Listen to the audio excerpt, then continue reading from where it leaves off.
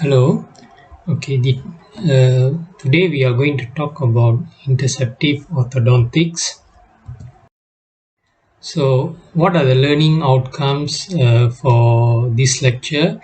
Now, at the end of this lecture, the student should be able to define what is interceptive orthodontics, describe the different procedures undertaken as part of interceptive orthodontics, should be able to define what is serial extraction and outline the advantages and disadvantages of serial extractions, and also explain the role of muscle exercise as an interceptive procedure.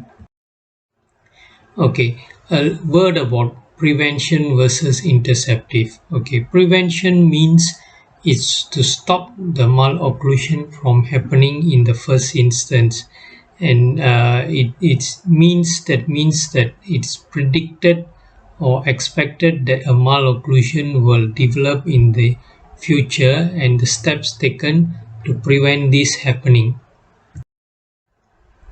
Interceptive orthodontics, on the other hand, is the procedures to modify or lessen the negative effects of an malocclusion where the malocclusion has already begun to happen. Okay, now there are various definitions for interceptive orthodontics. Okay, this one by De Linden, he defines it as the guidance of the development of the dentition through minimal intervention with the aim of preventing, reducing, or correcting existing or potential abnormal tooth positions or malocclusions. Now, Chung and Kerr defines it as any treatment which eliminates or reduces the severity of a developing malocclusion in order to eliminate or simplify the need for future treatment.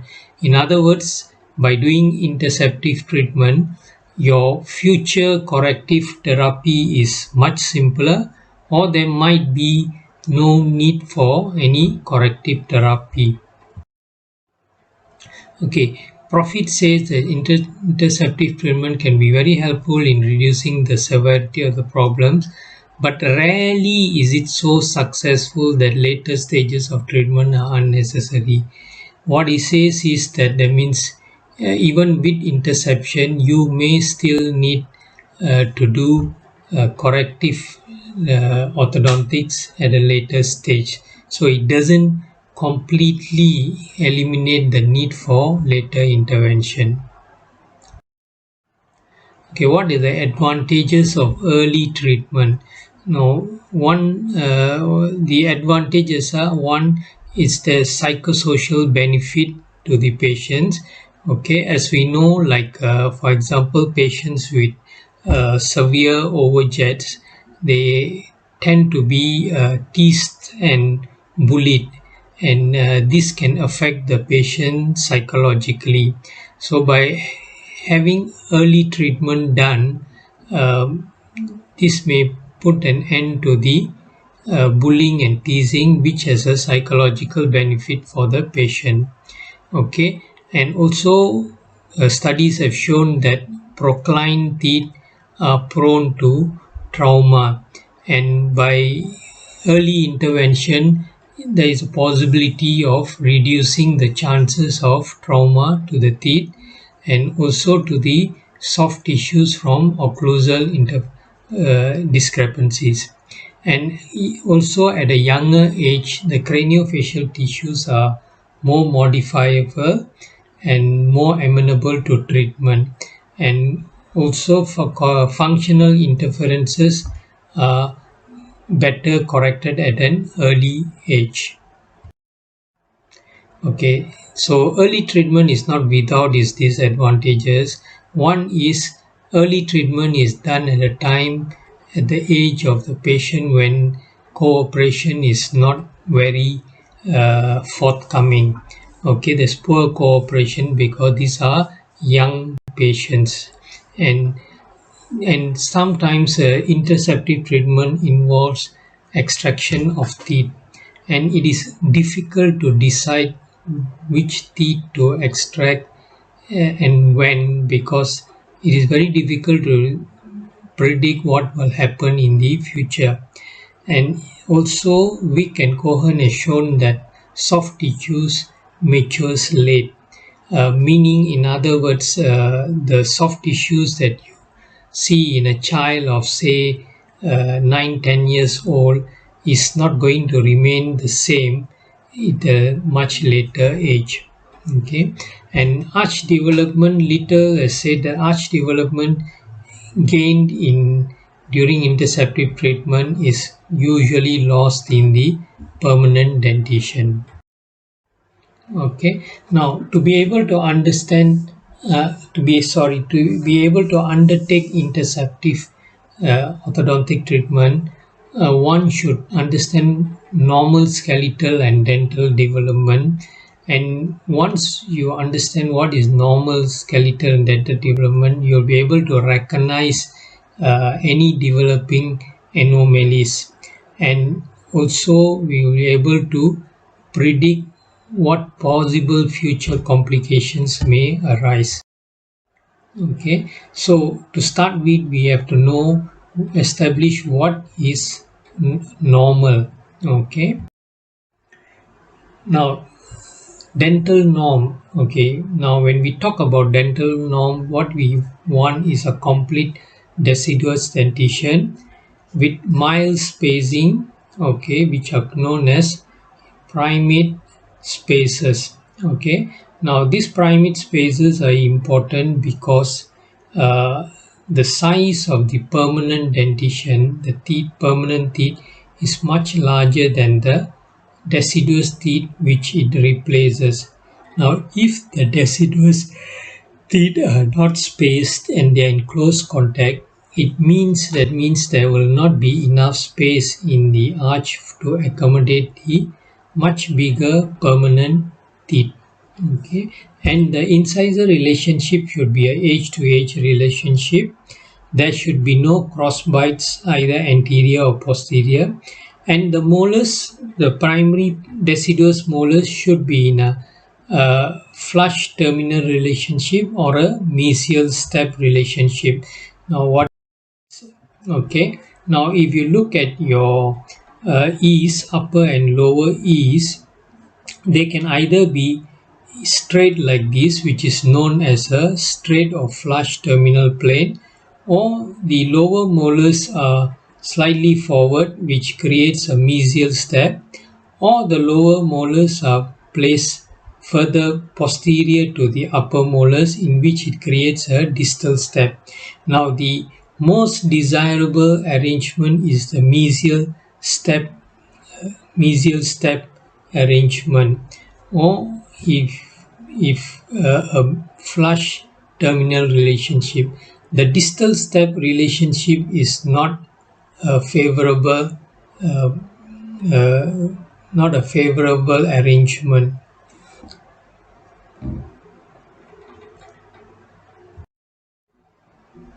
Okay, skeletal norm. In skeletal norm, we want a class 1 relationship, ideally a straight facial profile, and we want balanced jaw relationships in all three planes of space, that is vertical, transverse, and AP. A functional norm, we want a normal swallowing habit. Nasal breathing is preferred over mouth breathing, and there should be no presence of no digit sucking habit. Okay, now there is a lot of overlap between prevention and interception, and it is very difficult to define separate purely prevention and purely interceptive procedure. Okay, and very few procedures are purely preventive. Okay, let's look at the etiological factors of malocclusion. Okay, you have skeletal factors, you have soft tissue factors, and you have local or dentoalveolar factors. Now, what is the scope for interceptive treatment? Okay, if you look at skeletal and soft tissue factors, these are under tight genetic control, and there's less scope for intervention in modifying skeletal and soft tissue factors. Now, local factors are more amenable to interception as they can be modified. Okay, now what is the best time for interceptive treatment? The best time for interceptive treatment is during the mixed dentition stage, where the dentition is transiting from the deciduous to the permanent dentition. Now, what are the possible problems that may arise? Okay, you can broadly divide them into three large groups. One is involving local factors, one is involving soft tissue or habits, and one is involving skeletal factors. Okay, so under local factors we can have eruption anomalies, ectopic eruptions, space problems, occlusal anomalies. Under soft tissue and habits, you have digit sucking, tongue thrusting habit, and mouth breathing habit. Now, skeletal discrepancies can occur in all the three planes, transverse, vertical, and AP, and there can be a combination of the three planes as well. And you can get facial asymmetry, and you also get cleft lip and palate. Now, let's look a bit more detail into these problems. Okay, now let's have a look at eruption anomalies. Quite commonly, we will get delayed or non-shedding of the deciduous teeth. Okay, means the deciduous teeth does not fall off. Okay, and these deciduous teeth are normally shed when the root of the permanent successor is 3/4 complete. Now, what can cause a delay in this process? Now, one of the reason is if your deciduous teeth is as caries or has become necrotic due to trauma, and this necrotic deciduous root can be difficult to resolve. And when it's difficult to resolve, the permanent successor tooth which is developing will get displaced, and that ends up in an anterior crossbite. Okay, now the treatment is to extract the retained deciduous teeth so that the permanent teeth can come into a better alignment. Now, other eruption anomalies, okay, involving supernumerary teeth. Okay, supernumerary teeth, as the name suggests, means extra teeth. Okay, these are teeth in addition to the what you normally find in the dentition, and it is more common in the permanent dentition compared to the deciduous dentition.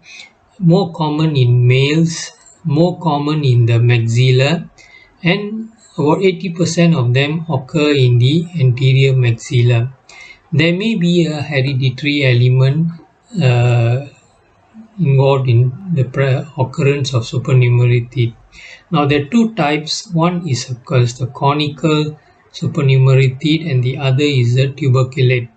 And usually, the conical supernumeraries will erupt, and very frequently, the tuberculate type remains buried and unerupted. Now, there's another one which is called supplemental or paramolar supernumerary teeth. Now, these are basically supernumerary teeth that resembles, in terms of shape and size, resembles the normal series. It's sometimes difficult to tell which is a supernumerary and which is the normal series. Now, the effect of all supernumerary teeth is they can cause spacing or diastema, and they can cause displacement or rotation of the permanent teeth, and they may also prevent the eruption of permanent teeth.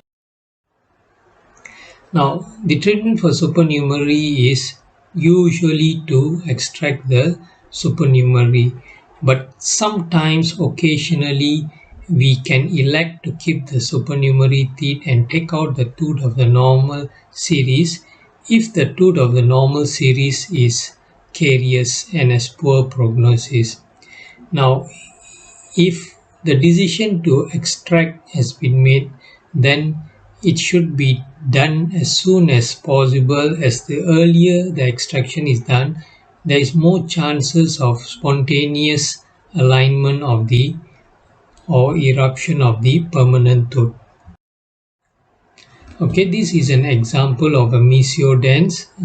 It has erupted in the midline, and it has caused the 2-1 to be displaced distally. Now this has come at the expense of the space for the later developing 2-2, and as you can see here, the 2-2 has been displaced palatally. Okay, now delayed eruption of a permanent incisor. What can cause this? Okay, as we have seen earlier, it can be caused by late shedding of the deciduous incisor, early loss of deciduous teeth resulting in thick fibrous covering. Okay, so it is not only the deciduous teeth shedding late, but even if the deciduous teeth is shed early or lost well before its time, what happens is the tissue overlying the permanent developing teeth becomes thick and fibrous, and this can also delay the eruption of the incisor. Okay, and a presence of supernumerary teeth which is obstructs the eruption of the incisor. Okay, now the treatment is, if the permanent incisor is superficially placed, all we may need to do is to excise the mucosa to create a window for eruption. If it is deeply placed, then we will need to create the space and then expose and bond a gold chain to the tooth for traction. Okay, impacted canines. Okay, now impaction means the tooth is does not erupt into its normal position in the mouth, and it's gets obstructed and is unable to further erupt. Okay, now the most common teeth involved in impactions are the third molars, and the canines are the next most common impacted teeth. Now, why the canines very frequently get impacted is because developmentally the canine develops close to the nasal floor, and thus it has a long eruption path whereby to reach its final position in the oral cavity. And the canine may also be ectopically positioned, and very frequently impacted canines are associated with microdont or small or missing lateral incisors. Now there may be a hereditary component as well to the occurrence of impaction, and impaction can be either on the palatal side or on the buccal side, and the majority of them are on the palatal side. It also affects the females more than the males, and normally it is unilateral in occurrence compared to bilateral, and occasionally in 12% of cases it also causes resorption of the root of the lateral incisors. And with the teeth being impacted, the deciduous canines will maybe retain behind their normal shedding time. Okay, now in the mouth, where it is impacted, we find that there is no palpable canine bulge. Okay, or it may be discovered as a radiographic finding. Okay, here we can see this is a OPG view of a patient, and we can see both the 1-3 and 2-3 are impacted, and there's no space for it to erupt into the oral cavity. This is an upper anterior occlusal view, another example of impacted canine, and this probably has got a dilacerated root as well. Okay, as you can see here, we see here a Microdont lateral incisor, and the permanent canine is missing. So this is very common, whereby the impacted permanent canines are frequently associated with microdontia or hypodontia, especially involving the lateral incisors. Okay, what is the treatment for the impacted canine?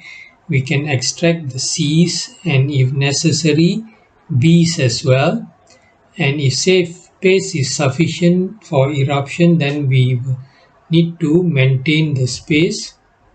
And if there is lack of space, then we may have to consider extraction of first permanent premolar to create space for eruption.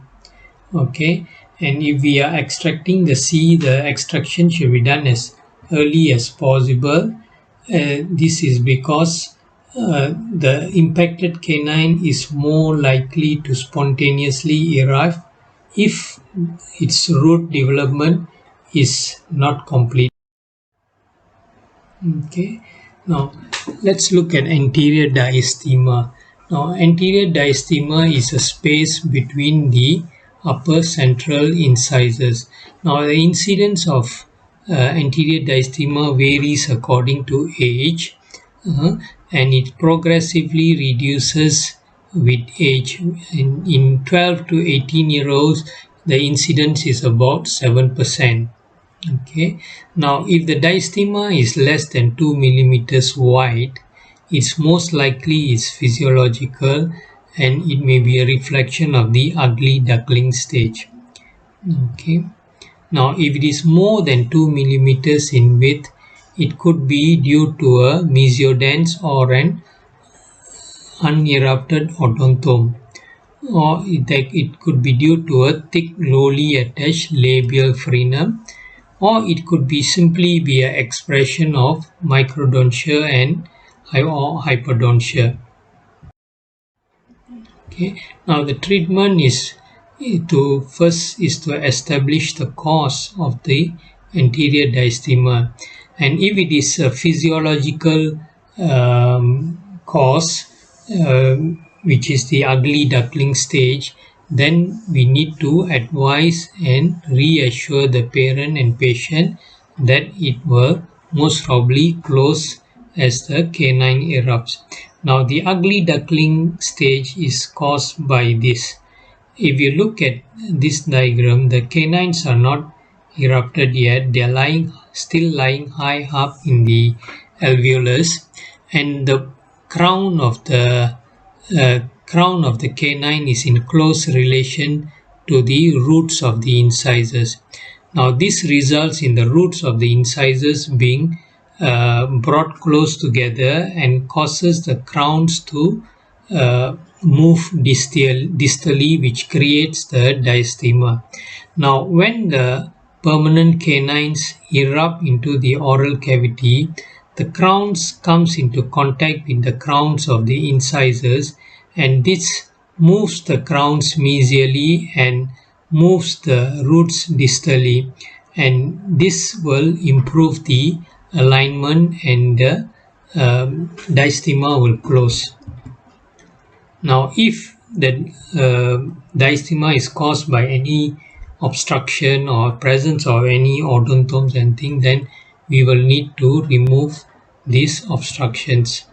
Okay, and after the diastema is closed, we will need to do a frenoplasty in the cases of, especially in the cases of where the cause is a lowly attached frenum. Frenoplasty can be done to reposition the frenum in a more superior position. Okay, let's look at serial extractions. Now, serial extractions are sequential extractions done to relieve crowding, and this was first introduced by Jelgren, and it was later modified by Duell, okay, which is the CD4 technique, okay, and whereby the first the C is extracted at the first stage to allow eruption of the permanent lateral incisors. Subsequently, the first deciduous molars or Ds are extracted to allow eruption of the first permanent molars. And the last stage, the first permanent molars are extracted to allow eruption of the permanent canines. Now the aim of this serial extraction is to relieve anterior crowding. Now the indications for undertaking serial extractions are lack of space or reduced arch length as evidenced by crowding, a severe class 1 malocclusion. Now patient must be in the mixed dentition with a normal overbite. All the teeth should be present and are sound, and developmentally the first permanent premolar should be way ahead of the permanent canine. Now, what are the disadvantages of serial extraction? Now, the results is unpredictable, and it is difficult, as I mentioned, it is difficult to predict future growth. And serial extractions only shift the crowding from the labial segments to the buccal segments. As we align the labial segments, the crowding shifts to the buccal segments. Now, and it also involves at least 3 stages of extraction, and this can be a traumatic experience for the patient. And despite all this, corrective treatment may still be needed later due to deepening of the overbite. Extraction spaces may not close completely. The incisors tend to get inclined lingually, and the canines gets angulated distally, while the second premolars are angulated mesially. Okay, crossbites. Now, the incidence of crossbites is about 7.7%. There are various types of crossbites. They can be either skeletal crossbites, they can be caused by dental, which can be further divided either into generalized or localized, functional crossbites, and there can be a combination of both, all the 3 types. And in terms of location, it can either be an anterior crossbite or it can be a posterior crossbite, and posterior crossbites further can be divided into unilateral and or bilateral crossbites. Anterior crossbites. Okay, if 3 to 4 incisors are involved, this commonly occurs with a skeletal class 3 pattern, and the class 3 can be a true class 3 or can be a pseudo class 3. Now, a pseudo class 3 means the class 3 is due to the forward displacement or deviation of the mandible due to occlusal interferences. Now, if 1 to 2 incisors are involved in the crossbite, is usually commonly due to dental or local factors. Now, what are the factors that can cause these? One is supernumeraries or odontomes may displace the permanent teeth and cause them to come into a crossbite relationship. Trauma to deciduous incisors, retained deciduous incisors, because this will delay or displace the permanent successors. Now, crowding usually affects the tooth lateral incisors because these incisors erupt later than the central incisors, and usually these are affected by the crowding. Now, what is the effect of all this is the space loss due to arch contraction. There can be gingival trauma due to occlusal interferences, and the mandible deviates on closing, and this can lead to temporomandibular joint problems later on. Okay. Now, anterior crossbite. Now, space is available for alignment of the tooth or teeth in crossbite, the simplest way to correct this is to use a tongue blade. Okay, usually effective. It involves only one or two teeth, but the success depends on patient compliance. Okay, and it has to be used at least minimum 5 minutes per hour, and because of this the success rate is usually not very good. One could also use a lower bite plane called a Catalan's appliance. Now this is either acrylic cemented on the lower teeth, meaning fixed, or it may be the bite plane may be incorporated on a removable appliance. The bite plane is usually 45 degrees and it's usually only touches the displaced tooth. It's used for a short period for 7 to 10 days. The other modalities of treatment are to use a removable appliance or fixed appliance. Now, anterior crossbite, this is an example of a removable appliance. This is a cross cantilever spring. This is a single cantilever spring, and this is a double cantilever spring. Okay, we can also use removable appliances carrying screws. Okay, now let's have a look at space management. Now, space management is the use of appliances to maintain space in the dental arch following early loss of deciduous or permanent teeth, and they assist in the proper eruption of successor or other teeth without any obstruction. You need to do a space analysis to determine the amount of space required. Now, we also need to remember that arch length will reduce during transition from primary to permanent dentition. Okay, now the space loss after early loss of a teeth occurs mainly within 6 months of the loss of the teeth. Now this means that if we should fit a space maintainer as soon as possible to minimize the loss in space. Okay, now how does this space loss occurs? It can occur by either mesial or distal tipping of the adjacent tooth, and in the case of upper molars there's mesial rotation as well. Now, if there is a delayed eruption of the permanent teeth, we may be able to extract the deciduous teeth to quicken the eruption of the permanent teeth. Now, if there is a congenitally missing permanent teeth, for example a lateral incisor, then a decision has to be made whether to close or maintain the space. Okay. What happens if space is not maintained? If space is not maintained, then there will be drifting and tilting of the adjacent teeth, and this will result in a loss of arch length, and also there will maybe shift of center lines, especially if the loss is not balanced.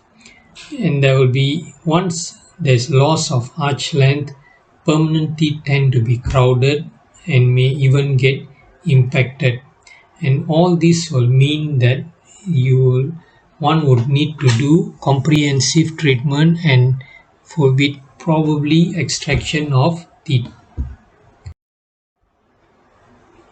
Okay, two effects of loss of permanent teeth is mesial drifting and also the shift of the midline. Okay, now usually mesial drifting is more prominent as we go towards the molars, the back of the mouth, and posteriorly, and the midline shift is more prominent as we move towards anterior part of the mouth. So the greatest midline shift will take place if there is a loss in the Cs. Now, if the first or second deciduous molars are lost early, the first permanent molars drifts mesially, resulting in the reduction of arch length. Now, this space that is lost can be regained by moving the first permanent molars distally, and preferably this should be done before the eruption of the second permanent molars.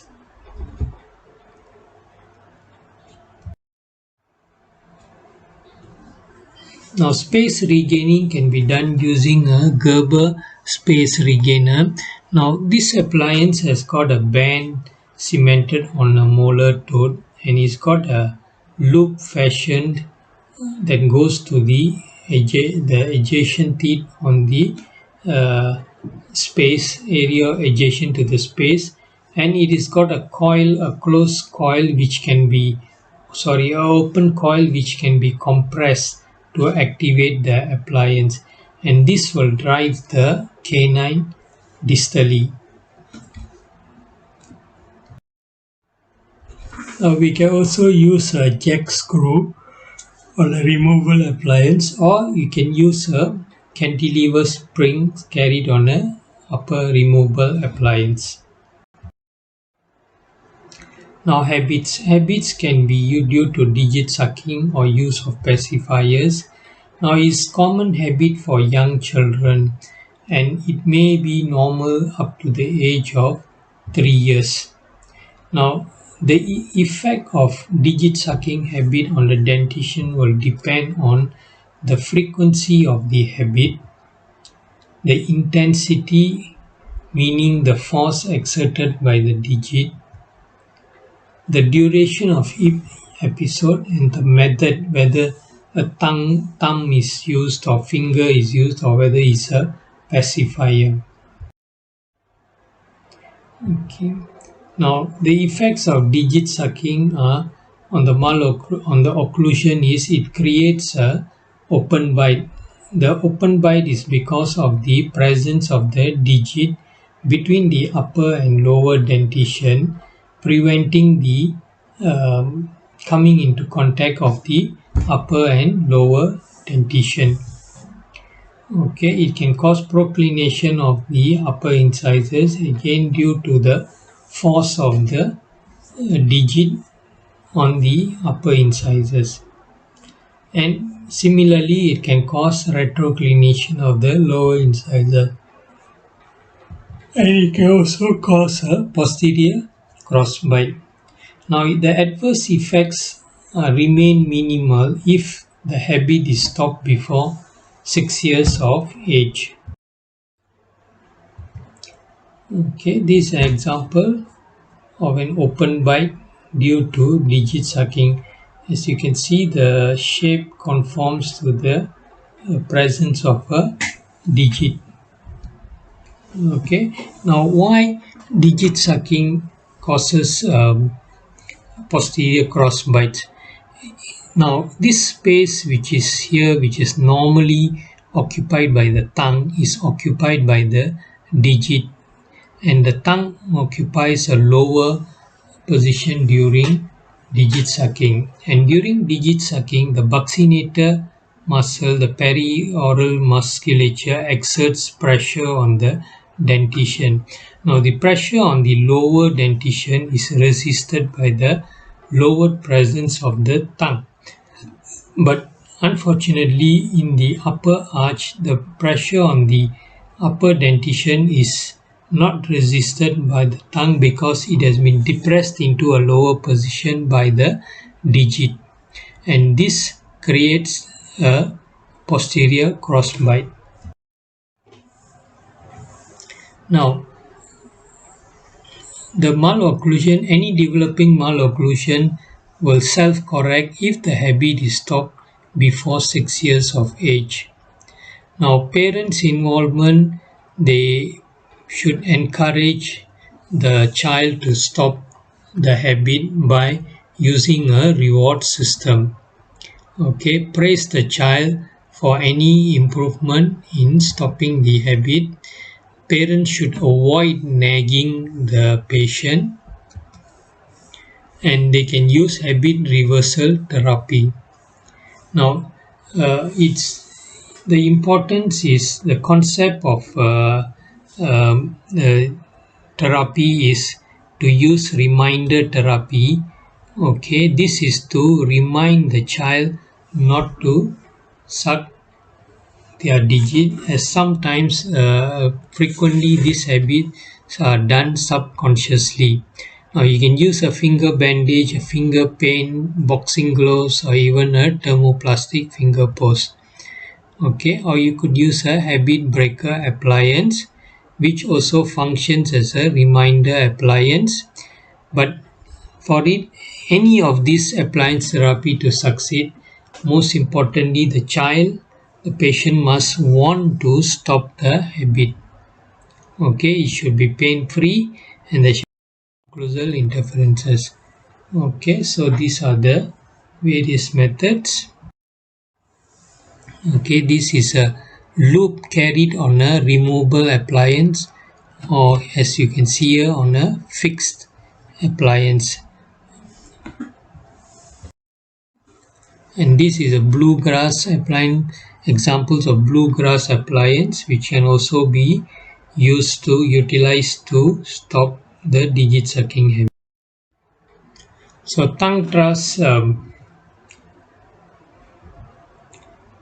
So this is when the tongue makes contact with the anterior teeth during swallowing, and it can cause an open bite malocclusion and anterior proclination of the incisors. Now, habit breakers can help with the correct swallowing technique. Now, mouth breathing is usually caused by some form of obstruction along the upper respiratory passage. This can be nasal polyps, it can be a deviated nasal septum, and it can, even after the cause is removed, the habit can still persist, and a vestibular screen can be fitted as a habit breaker. Now, muscle exercises. Some children present with mild protrusion and spaced upper incisors in the mixed dentition stage, early mixed dentition stage. Now, and usually the lips are frequently hypotonic and flaccid. Now, Rogers proposed various perioral muscle exercises to increase the tonicity of the muscles. And these muscles may aid in the self-correction of mild cases, and they also prevent the development of abnormal lip and tongue habits that worsen malocclusion. To be effective, it has to be done at least 30 minutes per day for 4 to 5 months. Skeletal discrepancy. Skeletal discrepancy are caused, there is a debate whether they are under tight genetic control or are they caused later modified by the environment. The final jaw size and shape is believed to be under tight genetic control, and this gives rise to the question whether growth can be modified. Okay, now functional appliances, again the effectiveness is questionable, but it reduces the chances of injury to procline incisors. So whether or not we actually get skeletal correction, it does have some benefits. Okay, and it utilizes the pubertal growth spurt, and but this herein also lies a problem in that growth spurt timing is very difficult to predict. There's various ways have been devised, for example, wrist radiographs, height measurements, and looking at the ossification of the cervical vertebrae. But these techniques are not perfect, and the success of functional appliance also depends on a high level of patient compliance. Okay, now this compliance sometimes is not forthcoming because functional appliances tend to be bulky in construction, and the patient has to be highly motivated to produce a high level of compliance.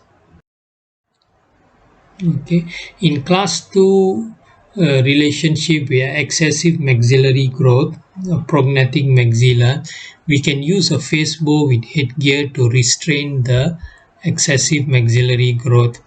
Now, in a class 2 where the mandibular growth is deficient, we can use myofunctional appliances, okay, such as twin blocks, Frankel 2, bionator.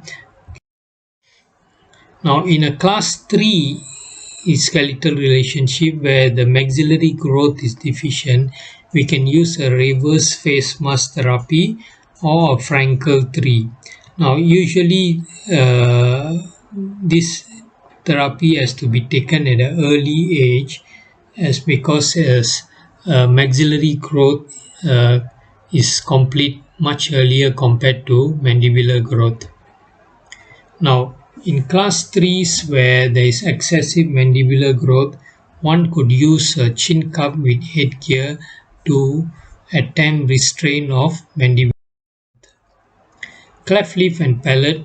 Cleft lip and palate, uh, the dental alveolus develops from the branchial arch, and they usually develop in three parts: the right, left, and the premaxilla. And sometimes, due to various reasons, these parts which are developed separately may not fuse as they normally should, leaving a cleft. In this case, this is a unilateral cleft, okay, and there's deficient of bone, and there's no continuity of the alveolus. Okay, and this results in a arch collapse, and also there is lack of bone for the eruption of the canine on the permanent canine on the cleft side. Okay, now here is a photo of a bilateral cleft lip and palate. This is an extreme case where complete collapse of the arch has taken place. Okay, and also because of the deficient bone around the cleft side, there is lack of alar support for the nose, resulting in a distortion of the nose. Now, cleft, to restore the continuity of the alveolus, a procedure known as alveolar bone grafting is done. Now, this will restore the arch integrity in terms of size and shape, and it provides a bony bed for the eruption of the permanent canine. Okay, the timing of this is critical. Ideally, it should be undertaken when the canine root is about 2 complete. Now, these are some of the procedures that can be done as an interceptive measure, and the role of the examiner or the operator, especially a non-specialist, is they should recognize this developing or established malocclusions early and refer to a specialist unit for early treatment. Whatever is done should not we should avoid making the malocclusion worse due to neglect, which means no treatment is given at the appropriate time, or inappropriate treatment is given on, or an appropriate treatment is withheld. Okay, now operators, non-specialist operators can manage simple cases, and usually simple cases involves movement of only one or two teeth, but it's very important to do a proper case selection. Now these are the references for this lecture, and thank you.